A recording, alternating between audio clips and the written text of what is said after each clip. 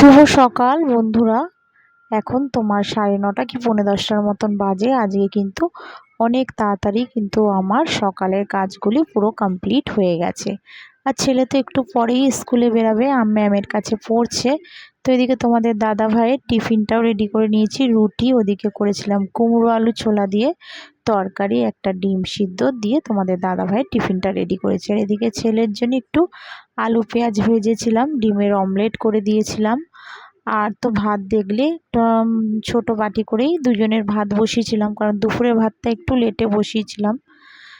তো যাই হোক, ওইদিকে কিন্তু তোমাদের দাদাভাই টিফিন রেডি করেছি, নিয়েও বেরিয়ে গেছে। আর ছেলে কিন্তু এতক্ষণে বেরিয়ে গেছে। তো শুভ সকাল আমার প্রিয় বন্ধুরা, তোমরা সবাই কেমন আছো? আশা করছি সবাই খুব ভালো আছো। আমরাও মোটামুটি এক প্রকার ভালো আছি। আজ হচ্ছে সোমবার, আর এখন বাজে হচ্ছে সকাল সকাল না, মানে দুপুর 12:30টার মতন। ছেলে বেরিয়ে গেছে মানেই অনেকটাই কিন্তু দুপুর হয়ে গেছে।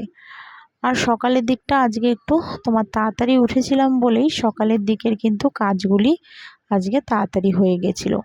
তোমাদের দাদাভাই তাড়াতাড়ি উঠে পড়লেই কিন্তু আমার সকালের কাজগুলিও একটু তাড়াতাড়ি হয়। আসলে ও একটু লেট করে বলেই জানো তো আমাদেরও একটু লেট হয়ে যায়। তো যাই হোক, মোটামুটি সকালের কাজ সব হয়ে গেছে। বড় ছেলেকেও খেতে দিয়ে দিয়েছি, তো খেয়ে ঠেয়ে নিয়েছি। আর এদিকে দেখো আমার ঘরের প্রতিদিনকার মতোই দেখো বেডটাকে ভালো করে ক্লিন করে নিলাম। আর ওদিকে তোমার ড্রেসিং টেবিলটাকেও ভালো করে পুছে টুছে, এদিকে দেখো জানলার গ্রিলগুলিকেও কিন্তু ভালো করে এরকমভাবে পুছে নিচ্ছি। আর এগুলি তো রেগুলার করি বলেই যার জন্যে কোথাও কিন্তু একটুও ধুলো ময়লা কোথাও পাবে না।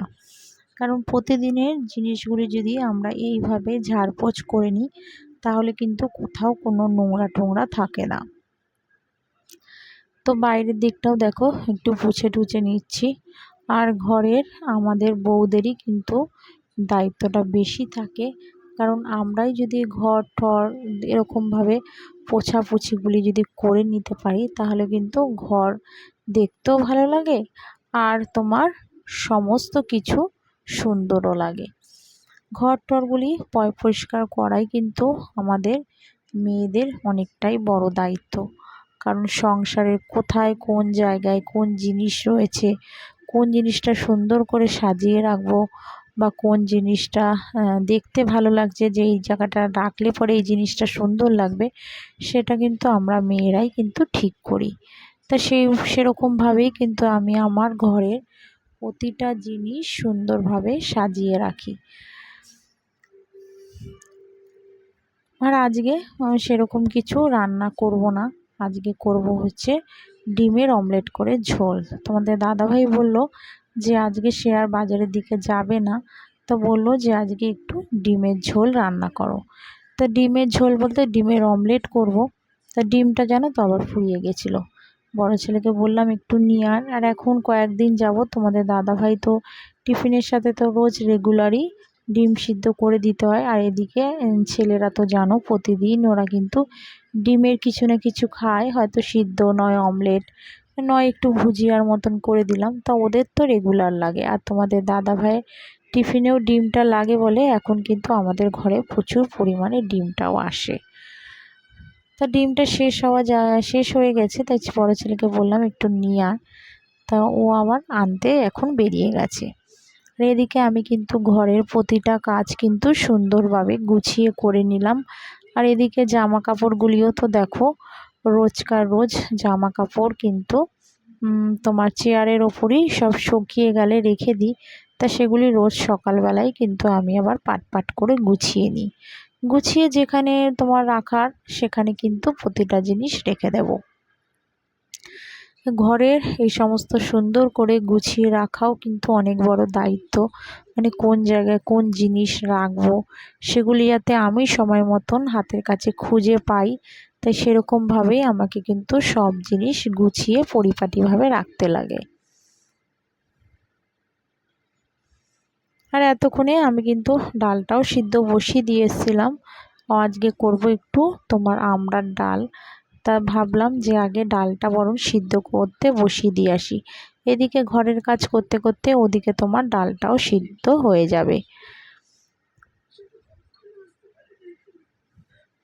কাজগুলি যত তাড়াতাড়ি করতে পারবো তত তাড়াতাড়ি কিন্তু আমার ভালো হবে, কারণ যত আমি দেরি করব আমার কাজও তত দেরি হবে। তাই কিন্তু একটু বুদ্ধি খরচ করে যদি প্রতিটা কাজ যদি আমরা গুছিয়ে করে নিতে পারি, তাহলে কিন্তু সময়ের মধ্যে আমরা সব কাজই সুন্দরভাবে করে নিতে পারবো।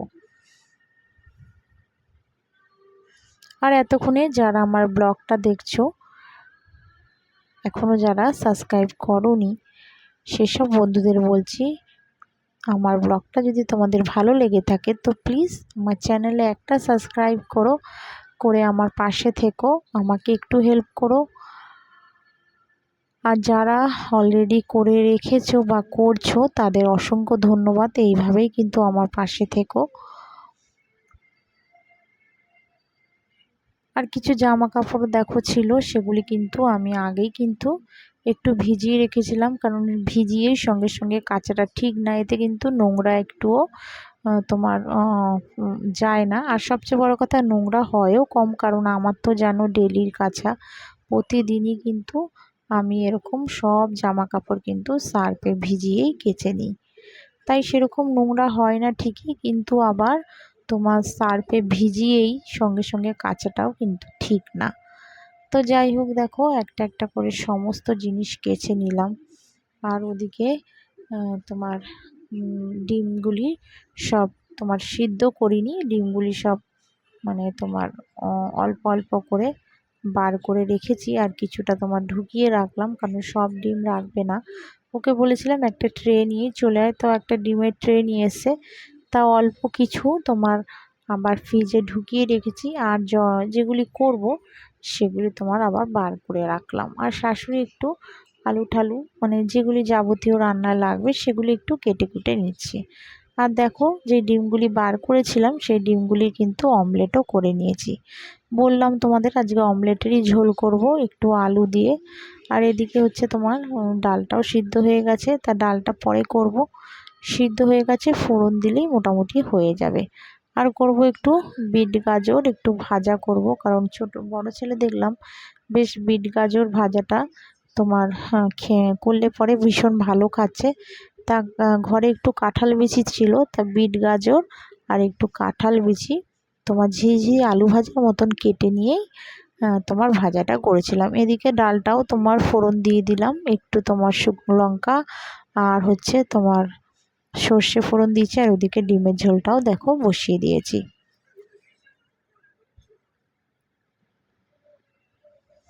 আর একটু দিয়েছিলাম আলু সিদ্ধ, তা সেটা তোমার লাস্টের দিকে একটু তোমার শুকনো লঙ্কা ভেজে মেখেছিলাম, তা সেটা তোমাদের সঙ্গে শেয়ার করিনি। আর এদিকে দেখো এটা ভেজে ফেলছি, একটু দিয়েছিলাম কালো জিরে ফোড়ন আর শুকনো লঙ্কা দিয়ে ভাজাটা করেছি। আর যেগুলি বন্ধুরা কেচেছিলাম তা সেগুলি কিন্তু এখন দেখো মেলে দিলাম। তখন আর মেলতে পারিনি, কারণ ঝিরঝির করে বৃষ্টি পড়ছিল, এখন দেখলাম আর বৃষ্টি পড়ছে না, তো সেগুলি আবার তোমার মেলে দিয়েছি। আর এদিকে দেখো রান্নাবান্না কিন্তু আমার পুরো কমপ্লিট। এই ভাজাটা দেখো হয়ে গেছে। আর ওদিকে টক ডাল আর করেছিলাম হচ্ছে ডিমের অমলেট করে ঝোল করেছিলাম আলু দিয়ে। আর একটু দেখো এই যে আলু সিদ্ধটা মেখে নিয়েছি, আর দুটো ছোট ছোট পেঁয়াজ রেখেছি, পেঁয়াজ দিয়ে খেতে তো আমার ভীষণ ভালো লাগে, তাই একটু কেটে নিয়েছিলাম। আর কালকের একটা ইলিশ মাছ ছিল, তা সেটা আবার গরম করে নিয়েছি। তাহলে আজকের এই রান্নাই করেছিলাম। চলো বন্ধুরা, আজকের মতন ব্লগটা এখানেই শেষ করলাম। তোমরা সবাই ভালো থেকো, সুস্থ থেকো। আবার দেখা হচ্ছে আগামীকাল আরেকটি নতুন ব্লগের সাথে।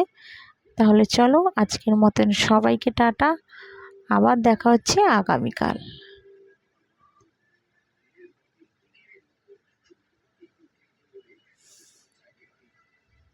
আর এটা হচ্ছে আমি আমার মাকে নিয়ে আবার একটু বিকেলের দিকে ডাক্তারখানায় গেছিলাম, কারণ মায়ের শরীরটা আবার একটু খারাপ হয়েছিল।